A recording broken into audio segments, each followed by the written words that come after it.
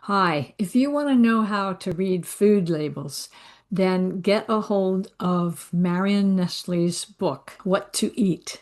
And that was published in 2006. Her new book is What to Eat Now.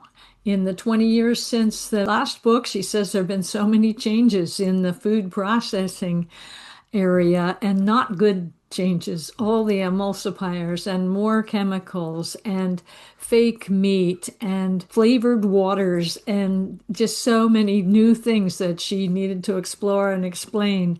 But I just want to honor her because for 30 years she's been telling people how the food processing industry is really affecting how government tells us about our health and our food.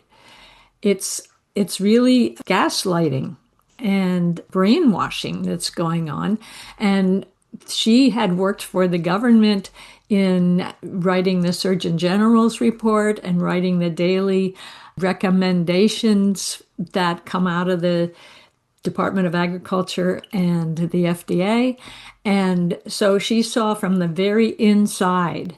And I felt like that when I was working with a law firm because I worked with these big corporations and saw how they spend so much money trying to influence the regulators to not regulate them or to minimize what they have to meet in the regulations.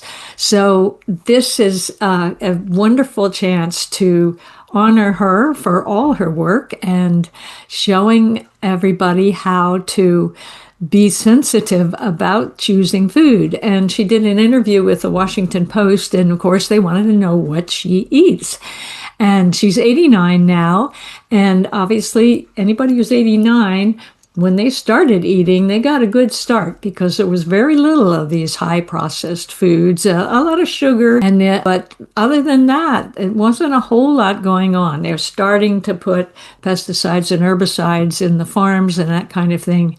But her diet is simple. It's, she said, based on basically agreed with Michael Pollan about eat food. That eliminates a lot of stuff.